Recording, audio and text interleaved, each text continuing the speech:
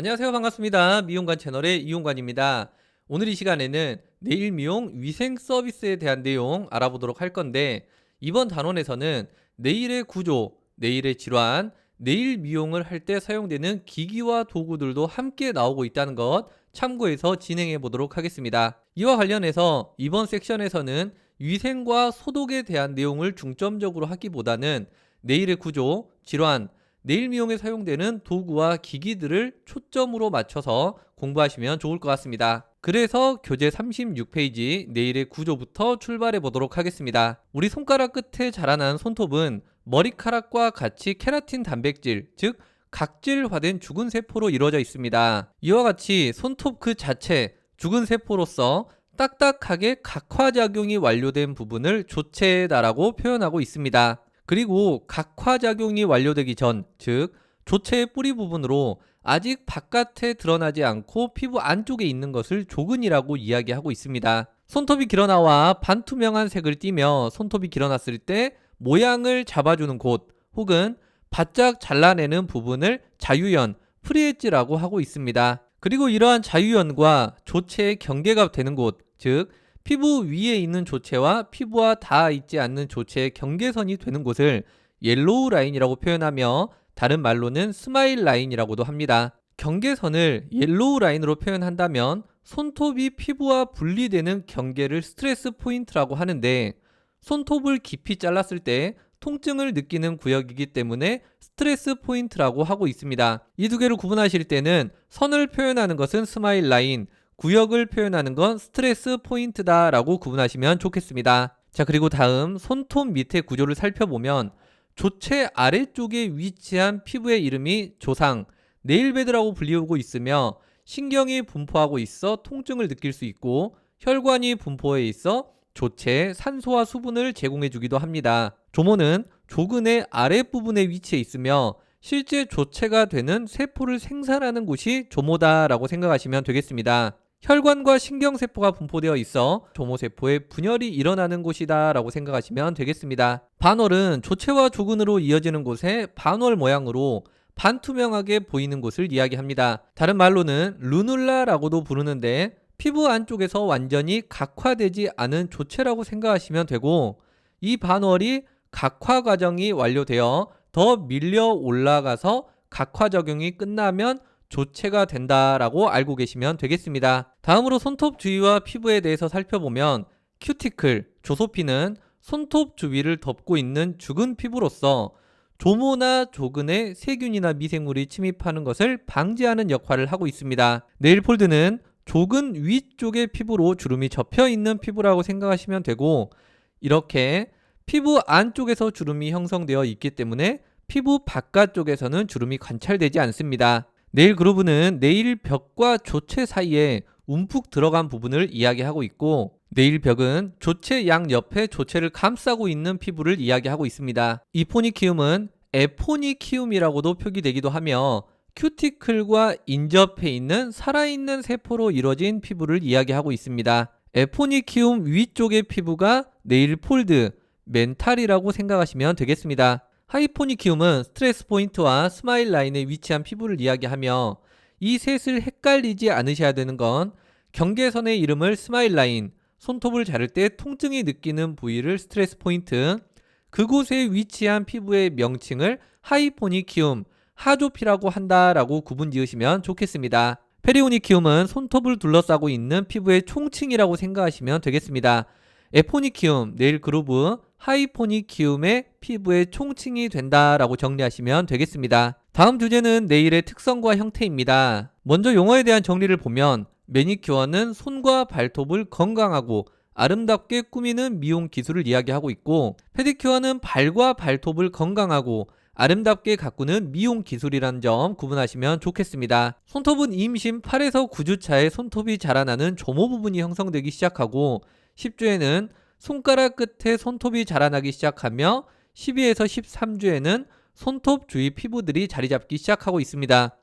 14주에는 손톱이 자라나는 것을 확인할 수 있고, 17에서 20주에는 완전한 손톱의 모양으로서 자라나는 것을 확인할 수 있습니다. 손톱은 하루에 0.1에서 0.15mm 자라나고 사고로 인해 손톱이 빠지게 되면 조모에서부터 조상을 전부 다 채워내는데 5에서 6개월의 시간을 필요로 합니다. 손톱은 1차 성징이 일어나는 10에서 14세에 가장 빠르게 성장하며 성장기가 끝나는 20세 이후에는 길어나는 속도가 점차적으로 감소하게 됩니다. 기온으로 인해 혈관의 확장이 일어나는 여름에는 성장 속도가 빠르며 손가락마다 성장 속도가 다르고 손가락을 많이 이용해서 혈액순환이 촉진되게 되면 손톱은 더 빠르게 성장하고 있습니다. 네일은 케라틴이라는 섬유 단백질로 구성되며 케라틴이라는 단백질의 구성 요소는 탄소, 산소, 질소, 황, 수소로 이루어져 있습니다. 다음 건강한 네일의 조건을 보면 건강한 손톱은 반투명하여 분홍색을 띠며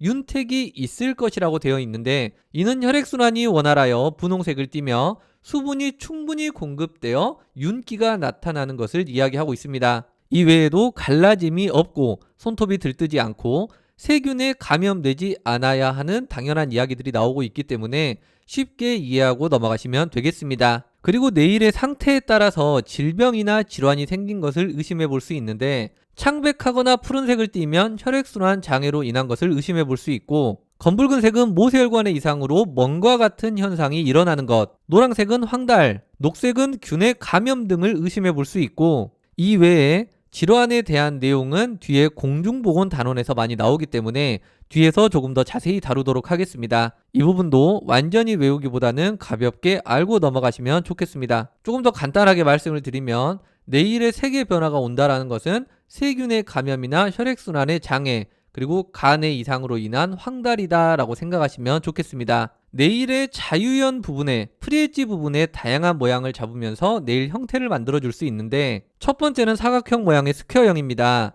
파일링 각도를 90도로 하여 쉐입을 형성하고 실생활에서는 불편하기 때문에 많이 사용하지 않습니다. 하지만 손을 많이 쓰는 직업에게는 적합한 형태가 되겠습니다. 다음은 라운드 스퀘어형인데 라운드 스퀘어형은 스퀘어형에서 모서리 부분을 둥글게 깎아낸 것을 이야기하고 있습니다.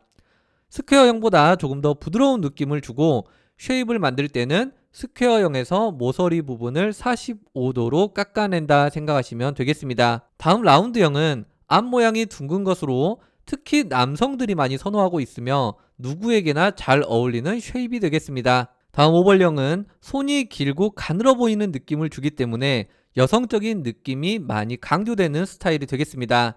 라운드형보다는 조금 더 긴 형태로 굴려진다라는 특징이 있습니다. 포인트형은 프리엣지가 길어야지만 적용이 가능하다라는 특징이 있고 오발형보다는 조금 더 끝이 뾰족한 형태로 생겼습니다. 이 외에도 더 뾰족한 쉐입으로는 스틸레토 쉐입이라는 것이 있는데 이는 그냥 이런 게 있구나 라고 참고만 하시면 좋겠습니다. 다음은 네일에 생기는 질환, 병변에 대한 내용이 되겠습니다. 크게 나누면 네일샵에서 시술로 개선이 가능한 병변과 네일 시술로 개선이 불가능하며 병원에서 치료를 받아야 하는 병변으로 나뉘게 됩니다. 먼저 네일샵에서 시술로 개선이 가능한 장애의 종류로는 첫 번째 조갑 위축증, 손톱이 오므라들면서 두꺼워지다가 떨어져 나가는 증상으로 두꺼워진 네일을 파일링을 통해 얇게 만들어주면 시술이 가능합니다. 교조증은 손톱을 입으로 물어뜯는 것으로 손톱이 울퉁불퉁해지는 것을 이야기하며 손톱을 물어뜯지 않도록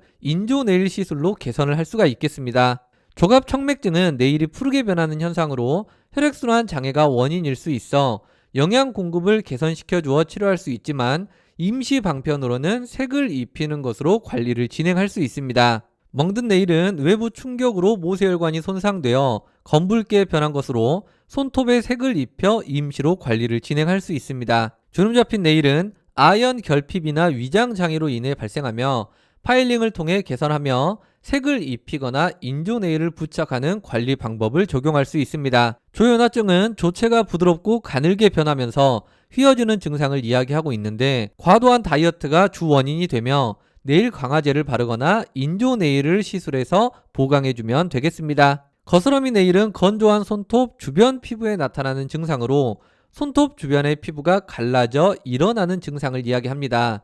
보습과 관련된 시술을 통해 개선할 수 있고 조내성증은 흔히 내성 발톱, 내성 손톱이라고 표현되고 있는데 주로 발톱에서 일어나며 조체가 살을 파고드는 증상을 이야기하고 있습니다.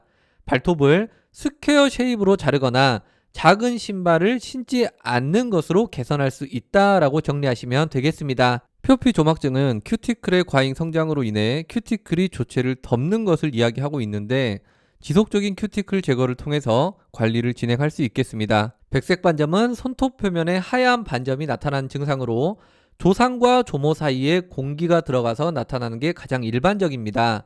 손톱이 길어나면서 자연스럽게 없어지기 때문에 특별한 관리가 필요하진 않고 색을 입혀 가려주는 것으로 관리를 진행할 수 있겠습니다. 조갑 비대증은 조체의 과다 성장으로 손톱이 두꺼워지는 증상이며 파일 또는 네일 드릴을 이용하여 두꺼워진 부분을 깎아내는 것으로 관리가 진행되고 있습니다. 스푼형 네일은 철분의 결핍으로 네일 한가운데가 움푹 들어가는 증상을 이야기하며 영양 섭취와 네일 보강 작업으로 관리를 진행할 수 있겠습니다. 피팅은 네일 가장자리가 움푹 파이는 것으로 스푼형 네일은 중심부가 움푹 들어간 것이고 피팅은 가장자리가 움푹 들어간 것이다 라는 차이가 있겠습니다. 조갑 종렬증은 손톱이 세로로 갈라지고 찢어지는 증상으로 비타민 결핍이나 갑상선의 이상으로 인해 발생하게 됩니다.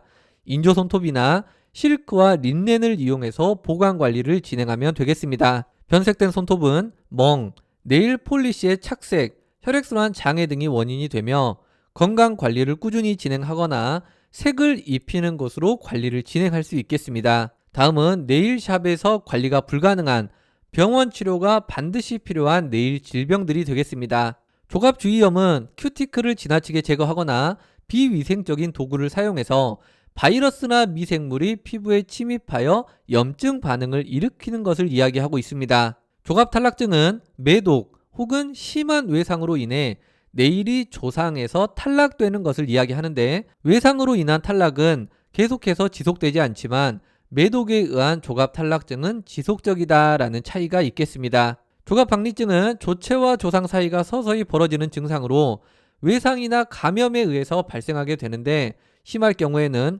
조갑탈락증으로 이어질 수도 있습니다. 조갑진균증은 네일 주변 피부에 진균이 침투하여 발생하는 증상으로 조갑이 두꺼워지거나 색이 변하거나 증상에 따라서는 조체가 얇아지기도 하는데 조기에 치료되지 않으면 조체가 떨어져 나갈 수도 있겠습니다.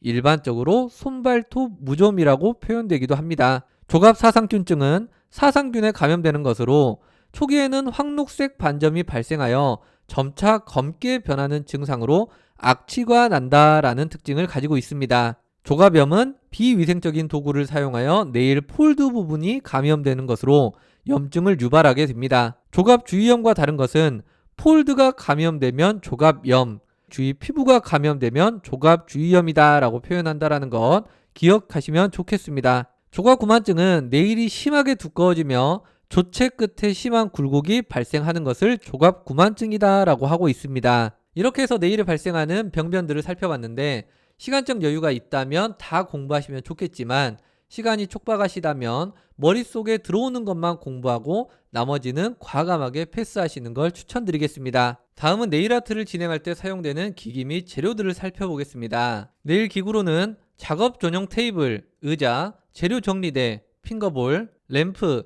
습식 소독기, 솜용기, 네일 드라이버, 고객용 손목 쿠션, 더스트 브러쉬, 일러스트 브러쉬, 디스펜서, 에어브러쉬 컴프레셔 등이 사용되고 네일 소기구로는 손톱을 자르는 네일 클리퍼, 네일 관리 전 손톱의 표면을 정리하는 샌딩 블록, 세 번째 파일은 손톱의 길이와 표면을 정리할 때 사용하는 도구로 그릿의 숫자에 따라서 거칠기를 표현하고 있는데 숫자가 높을수록 부드럽고 그릿의 숫자가 낮을수록 거칠다라고 구분되고 있습니다. 광파일은 관리 후에 손톱 표면에 광을 낼 때 사용하는 것으로 옆에 나온 3웨이라고 하는 것은 세 면으로 이루어졌다라는 표현이 되겠습니다.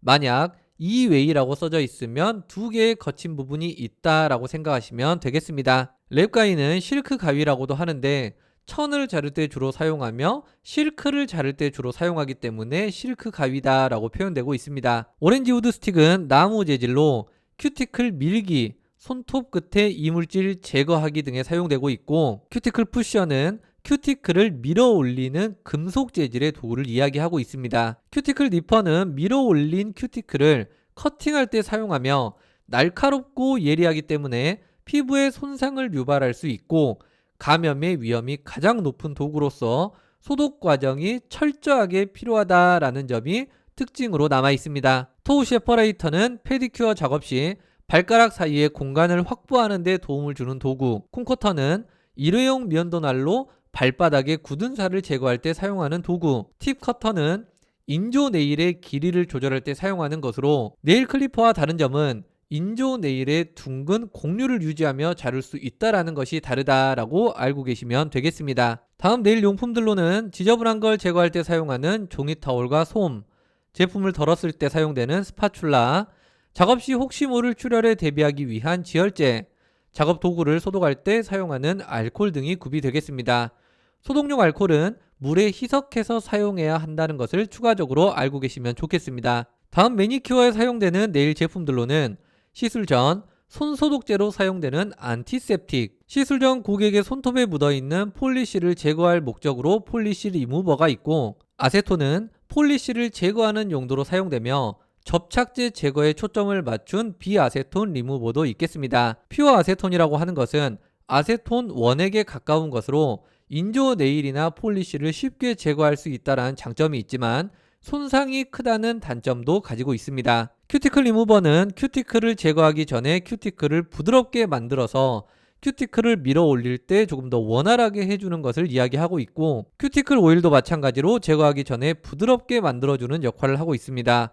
큐티클 오일은 추가적으로 거스러미 네일 관리에도 사용되고 있다는 것 참고하시면 좋겠습니다. 다음 네일 폴리시는 우리가 흔히 매니큐어라고 칭하는 것들을 이야기하고 있으며, 베이스 코트는 폴리시를 바르기 전에 손톱에 폴리시가 착색되는 것을 방지하고 폴리시의 밀착력을 높여주기 위해서 사용하는 것이다 라고 생각하시면 되겠습니다. 탑코트는 폴리시를 바른 후 유지력을 증가시키고 광택을 표현하기 위해서 사용하는 것이 되겠습니다. 네일 표백제는 조체의 폴리시로 인한 변색이 일어났을 때 변색을 없애기 위해 사용하는 것으로, 피부에 닿지 않게 오렌지 우드 스틱과 솜을 이용해서 조심스럽게 사용해야 된다라는 특징을 가지고 있습니다. 네일 화이트너는 프리엣지 부분을 하얗게 보이게 해주는 것, 폴리시 시너는 폴리쉬가 오래되어 굳으면 제품 안에 한두 방울을 희석시켜 굳은 제품을 풀어주는 것, 네일 보강제, 강화제는 자연 네일이 튼튼하게 유지될 수 있게 표면을 코팅시켜주는 것, 크림 및 핸드로션은 손 마사지를 진행하거나 네일 주변의 피부를 보호할 목적으로 사용하는 것, 네일 테라피는 네일 치료제로서 보강제, 강화제와 비슷한 성분이 되겠습니다. 글루는 인조 네일 시술 시 접착제로 사용되는 것으로 피부에 닿지 않도록 각별히 주의해서 사용하셔야 됩니다. 젤글루는 글루보다 접착력이 뛰어난 것으로 글루 도포 후에 덧발라주는 제품, 글루 드라이어는 스프레이 형태로 분사하게 되면 글루가 조금 더 빨리 굳어서 시술을 빠르게 진행시켜주는 데 도움을 주는 제품이 되겠습니다. 필러 파우더는 글루 위에 가루 형태의 파우더를 분사시키는 것으로 인조 네일의 보강에 많이 사용되는 가루가 되겠습니다. 다음 랩은 손톱의 보강, 손톱의 연장에 사용되는데 일반적으로 랩 위에 글루와 함께 필러 파우더가 같이 사용되고 있습니다. 소재는 실크, 린넨, 화이버 글래스, 종이 등이 있겠고 가장 많이 사용되는 것은 실크와 린넨이 가장 많이 사용되고 있습니다. 네일 팁은 자연 네일에 부착하여 길이를 연장시킬 때 사용하는 인조 네일로 부착되는 곳의 넓이, 크기에 따라서 여러 가지 이름으로 불려지고 있습니다. 이렇게 해서 오늘 진도는 다 끝났고, 오늘 꼭 기억해야 될 내용으로는 손톱의 구조, 손톱 및 피부의 구조, 손톱 주변 피부의 구조, 손톱은 임신 중에 언제 형성이 되며 손톱의 구성 성분, 그리고 손톱의 프리엣지 모양의 형태는 어떤 것들이 있는지 알고 계시면 좋겠습니다. 그리고 시간적 여유가 있으신 분들은 네일샵에서 관리가 가능한 병변, 네일샵에서 관리가 불가능한 병변을 구분해서 공부하시면 좋겠고, 추가적으로 알고 계시면 좋은 내용들로는 네일 미용에 사용되는 기기와 도구들은 앞으로도 계속 나오기 때문에 이 부분은 반복적으로 공부하시면 좋겠습니다. 이렇게 해서 오늘 진도는 다 끝났고, 네이버 에듀웨이 카페에 들어가셔서 다른 사람들은 어떻게 공부해서 합격했는지 합격 수기를 참고해 보시면 좋을 것 같고, 동영상 강의를 시청하면서 공부하면 좋은 점 등을 남겨주시면 지금 공부를 하고 계시는 여러분들과